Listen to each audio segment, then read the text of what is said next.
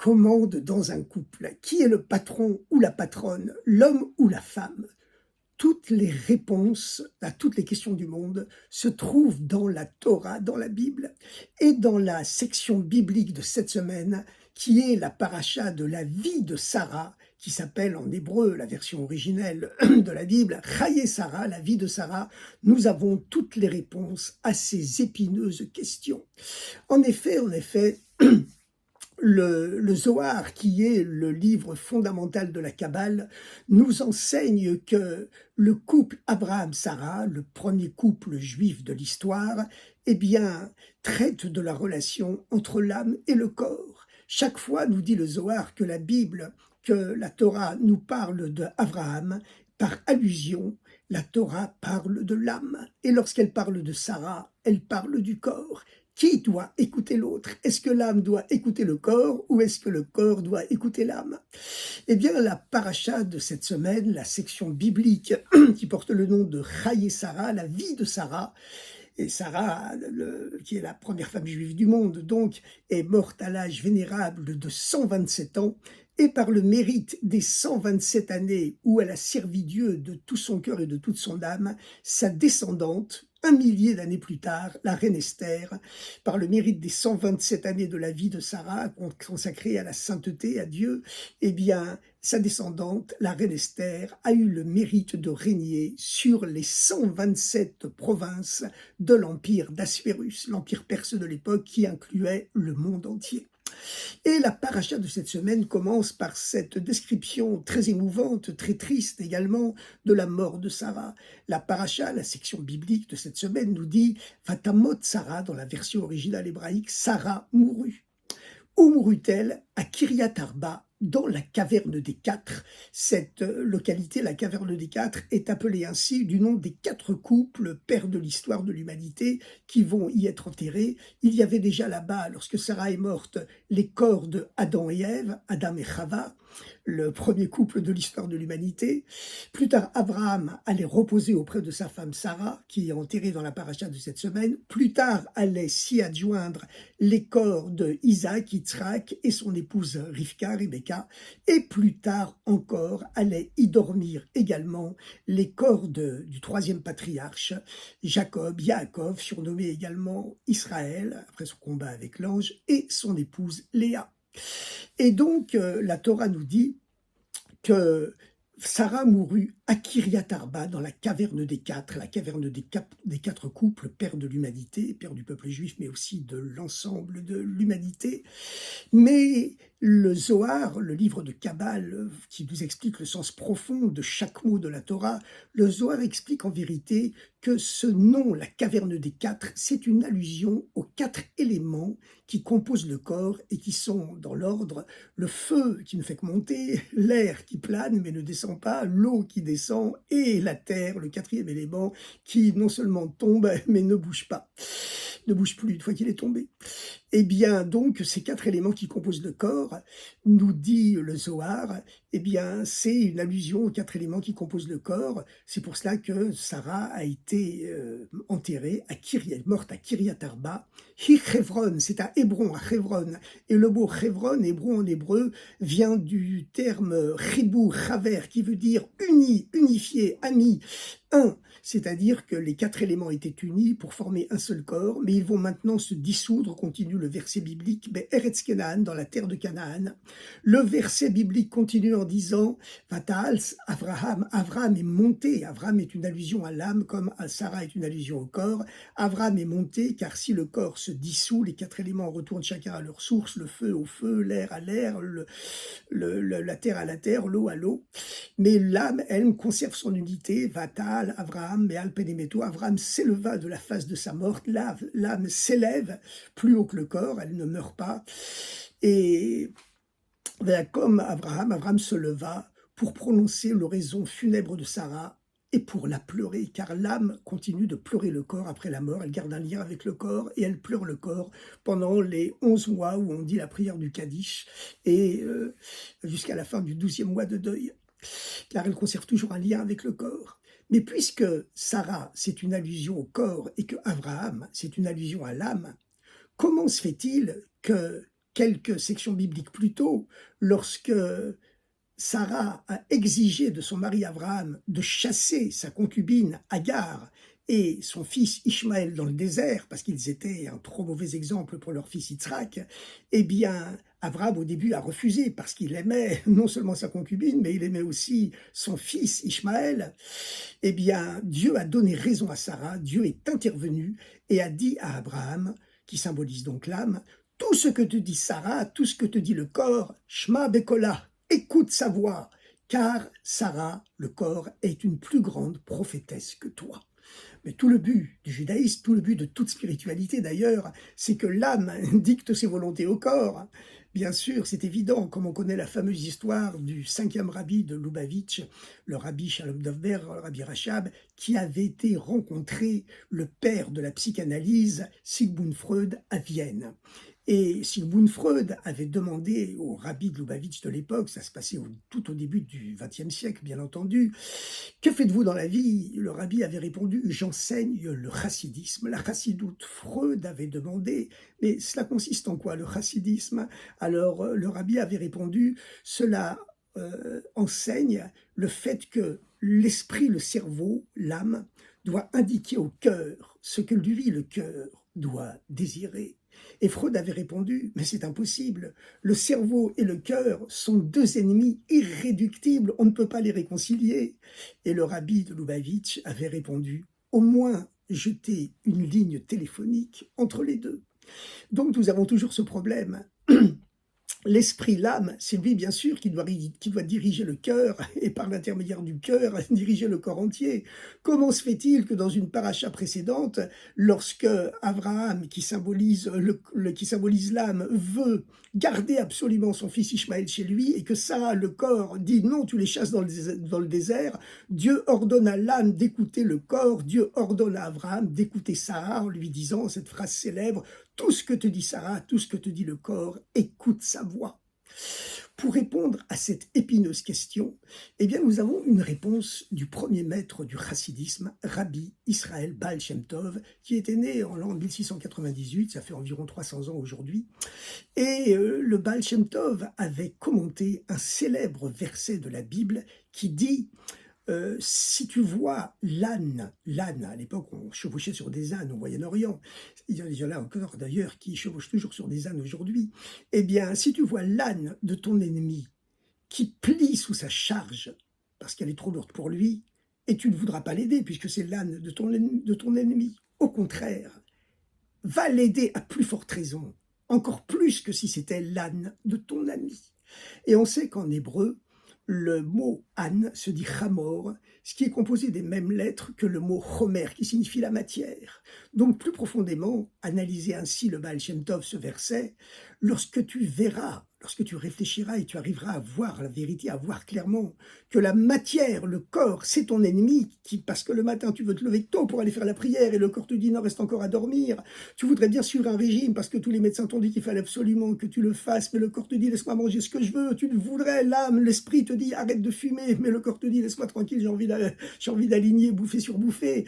Donc on voit que le corps, lui, il refuse d'écouter ce que lui dit l'âme. Alors qu'est-ce qu'il faut faire avec le corps? Ce corps qui nous embête, qui nous empêche d'accomplir la volonté de Dieu. Est-ce qu'on doit le faire taire, puisque l'appétit vient en mangeant et il diminue en jeûnant? Est-ce qu'on doit le faire taire en jeûnant, en pratiquant l'ascétisme, briser son corps comme le faisaient auparavant les ascètes? Non, dit le Baal Shem Tov. Si tu vois que la matière, l'âne en hébreu matière, c'est le même terme, c'est le même mot, c'est ton ennemi, au lieu de vouloir le briser par des jeûnes, par l'ascétisme, ne fais surtout pas cela. Va l'aider, Azov ta Azovimo, va l'aider, encore plus que si c'était l'âne de ton ami. C'est une façon évidemment symbolique de parler. Mais qu'est-ce que la Torah, avec cet enseignement du Baal Shem Tov, veut encore nous dire de plus profond? Eh bien, cela signifie plus profondément que tout ce que l'âme, l'esprit ressent dans la spiritualité, il faut que cela s'incarne dans la chair matérielle, physique du corps. Car on sait qu'il existe une interconnexion entre l'âme et le corps. Lorsqu'on est toujours positif, on est toujours optimiste, optimiste, eh bien c'est sûr que ça va énormément nous aider pour être en bonne santé, pas seulement spirituellement, pas seulement psychologiquement, mais aussi tout simplement physiquement. On connaît la fameuse histoire d'un homme dont l'enfant était mourant et il a été voir son rabbi, qui était le troisième rabbi de Lubavitch au milieu du 19e siècle à l'époque, qui s'appelait le rabbi Tzemar Tzedek, le rabbi Menachem Mendel, et il lui a tendu un papier dans lequel il demandait une bénédiction pour sa fille condamnée par tous les médecins du monde à l'époque. Et le rabbi a jeté un coup d'œil sur le papier et le père s'est mis à pleurer en disant « Peut-être ma fille est déjà morte au moment où je donne cette feuille de papier au rabbi ». Le rabbi a levé la tête, levé les yeux et a dit à l'homme « Pourquoi pleures-tu ? Pense bien et ça sera bien. Tes pensées positives te créent un futur positif, comme tes pensées négatives, que Dieu préserve, peuvent te créer un futur négatif. Tout dépend de tes pensées agissent. Si tu es certain, tu as une confiance absolue en Dieu, que ton enfant guérira, il guérira, et c'est ce qui s'est passé. Donc on voit très bien que les pensées, l'âme, l'esprit agissent sur le corps. Et effectivement, tout peut changer. On connaît le célèbre verset biblique qui dit « Les bonnes nouvelles font grossir les os ». Et il y a beaucoup d'anecdotes historiques véritables qui le prouvent. On raconte par exemple la fameuse histoire du célèbre rabbi Yochanan ben Zakkai, qui était sorti de Jérusalem assiégé par les Romains, par le général Vespasien, pour lui demander la paix. Et le général Vespasien a dit d'abord à Rabbi Yochanan ben Zakkai « Je devrais te tuer parce que tu aurais dû venir plus tôt ». Mais Rabbi Yochanan ben Zakkai l'a salué en lui disant « Salut César !» Ave César. Alors il lui a dit, je devrais te tuer une double fois parce que tu m'appelles César empereur alors que je ne suis que général. À ce moment-là, un cavalier messager de Rome est arrivé et a interrompu la conversation entre le rabbi et le général en disant Ave César, salut César, le Sénat de Rome vient de te nommer empereur. Il était tellement impressionné par la sainteté, l'esprit prophétique de Rabbi Yochanan ben Zakkai qu'il avait appelé salut empereur avant même que le messager de Rome n'arrive. Il s'est assis et a dit « Oh là là, je suis épuisé, enlevez-moi mes bottes s'il vous plaît ». Tellement il était sous le choc de l'émotion d'être devenu empereur. On a essayé de lui enlever ses bottes, on n'y est pas arrivé. Il a dit « Mais qu'est-ce qui se passe ? Vous n'allez pas me couper ces bottes qui valent très cher ». Rabbi Yochanan ben Zakkai est intervenu en disant « Je sais pourquoi, César, empereur, tu n'arrives plus à enlever tes bottes, c'est qu'il est écrit dans notre sainte Torah, dans la Bible, une bonne nouvelle fait grossir les os. Et tu as reçu la bonne nouvelle que tu étais nommé empereur, tes os ont grossi et c'est la raison pour laquelle on n'arrive plus à t'enlever tes bottes. Que dois-je faire ? A dit l'empereur, le nouvel empereur. Rabbi Yochanan, qui avait réponse à tout, lui a répondu, eh bien, il est écrit également qu'une mauvaise vision fait rétrécir les os. Fais passer devant toi quelqu'un que tu détestes et tes os vont se rétrécir, tu pourras t'enlever tes précieuses bottes. C'est ce qui s'est passé effectivement.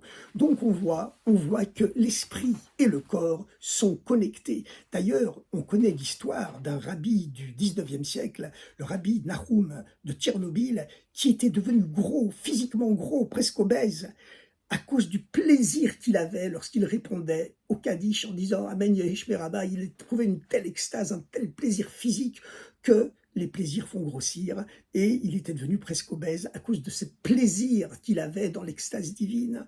On voit la même chose dans la crainte de Dieu. On raconte que ce fameux rabbi, le Tzemar Tzedek, qui vivait également au milieu du 19e siècle, eh bien, un jour, au milieu d'un cours de Torah, d'un Farbrengen, on lui a versé, il s'est versé lui-même, un énorme verre d'alcool, de vodka à 90 degrés, comme on buvait en Russie à l'époque, et il l'a vidé d'un trait. Tout le monde s'est dit, mais comment va-t-il faire pour continuer son cours de Torah ? Une coupe de vodka archi pleine à 90 degrés, mais n'importe qui va tomber dans les pommes. Pas du tout. Le rabbi a continué un commentaire de Talmud extrêmement profond qui a duré presque 1 heure. On n'a vu sur lui aucun effet de l'alcool, alors que vous savez qu'un commentaire talmudique, c'est l'équivalent d'une équation mathématique à de très très nombreuses inconnues qu'il a réussi à résolver. C'est la raison pour laquelle, dit-on, que l'étude du Talmud rend extrêmement intelligent. Eh bien, à tel point que ça fait beaucoup de prix Nobel. Eh bien, on lui a demandé après au rabbi, mais comment ça se fait que vous avez tenu le coup en conservant la maîtrise totale de votre cerveau après avoir ingurgité une énorme coupe de vodka à 90 degrés? Le rabbi a répondu, par un proverbe talmudique justement qui dit que une terreur soudaine dissipe l'effet de l'alcool. Il a dit: «Je me suis concentré sur un concept de pensée juive, de kabbale, de chassidisme qui amène la crainte de Dieu. J'ai ressenti une telle crainte de Dieu dans ma tête et dans mon cœur que tout de suite l'effet de l'alcool a été dissipé», hein. Un grand verre d'alcool à 90 degrés dissipé par cette crainte de Dieu. Donc on voit que tout le but du judaïsme finalement, tout le but de la spiritualité et même la spiritualité universelle, d'accord, pas seulement le judaïsme, c'est que, bien sûr, le judaïsme c'est la mère de toutes ces spiritualités, mais toutes sont respectables, bien sûr, du moment qu'elles soient tolérantes et pacifistes et pacifiques. Eh bien, c'est que l'esprit, l'âme s'imprègne dans le corps. Et la question revient alors, puisque c'est l'âme qui doit dominer le corps, comment se fait-il, encore une fois, que lors de la fameuse controverse entre Abraham et Sarah, eh bien, Dieu a pris le parti du corps en disant à Abraham, qui symbolise l'âme: tout ce que te dit le corps, tout ce que te dit Sarah, tu dois l'écouter. Pour revenir à s'approcher petit à petit de cette réponse extrêmement profonde qui nous touche dans notre vie quotidienne de tous les jours, il faut revenir à cette importance malgré tout d'écouter son corps, car le corps a une voix extrêmement profonde. Par exemple, on raconte l'histoire d'un choix qu'il y avait dans un petit village de Pologne à l'époque entre deux circonciseurs. Un des deux candidat à la circoncision, un des deux circonciseurs, c'était un très grand sage, un très grand maître spirituel qui connaissait par cœur et qui ressentait profondément tous les concepts de Kabbale qui commentent la circoncision. Le deuxième candidat circonciseur, il connaissait rien, mais il était plus jeune, il avait une main plus habile.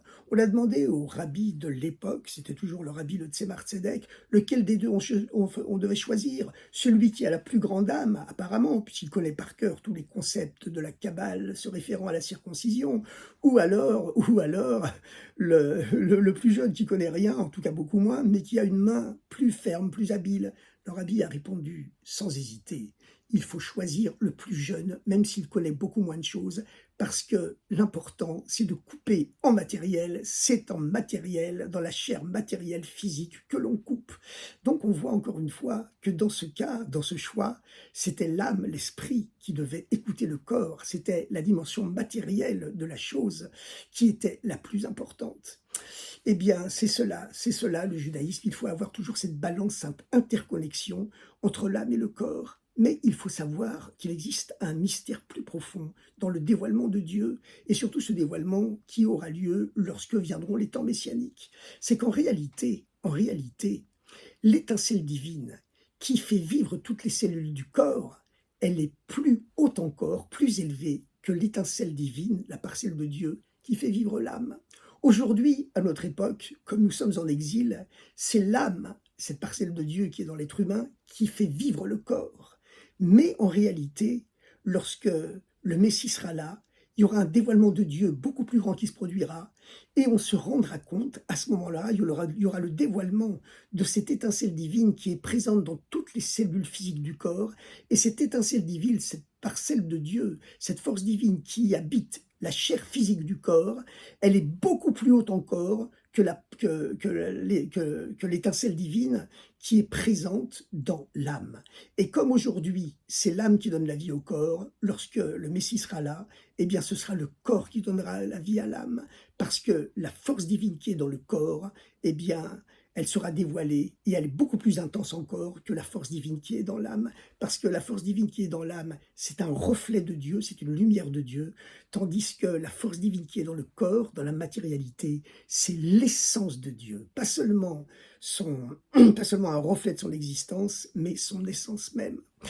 Alors évidemment, ce sont là des concepts très profonds, et justement, Abraham et Sarah, qui étaient de très très grands maîtres spirituels, ils vivaient déjà dans cette dimension messianique de l'histoire. Ils avaient déjà les temps messianiques dévoilés à eux à titre individuel. Et c'est la raison pour laquelle Dieu a pu dire à Abraham, qui symbolise l'âme: tout ce que te dit Sarah, tout ce que te dit le corps, écoute-la. Comme on se rapproche maintenant des temps messianiques, eh bien, le rôle de la femme devient de plus en plus important dans le monde, car lorsque les temps messianiques viendra, se produira cette révolution que comme pendant toutes les milliers d'années de l'exil, c'est les hommes qui dirigeaient le monde, c'est les présidents, les rois, et cetera, les généraux, les chefs d'État, eh bien, lorsque les temps messianiques viendront, eh bien, on se rendra compte que la force divine qui est dans la femme, elle est quelque part supérieure à celle de l'homme. Et c'est parce qu'on se rapproche des temps messianiques qu'aujourd'hui, eh bien, le monde entier le sent, qu'il y a la parité qui s'instaure un peu partout. C'est pas encore réalisé, mais ce sont des signes avant-coureurs des temps messianiques, cette époque où se réalisera ce qu'Abraham et Sarah avaient connu individuellement à leur époque, où, où Dieu dira donc à Abraham, à l'âme, tout ce que te dit Sarah, tout ce que te dit le corps, écoute-la. Chers amis, à très bientôt. On voit que tous les secrets du monde sont vraiment dans la Torah. Et le fait que Dieu a rendu déjà la terre d'Israël au peuple juif, c'est bien sûr un signe avant-coureur de bénédiction pour l'ensemble de l'humanité, que s'approche cette ère de paix universelle, de spiritualité universelle, de bonheur, de richesse universelle, matérielle et spirituelle, qui seront celles des temps messianiques très très bientôt.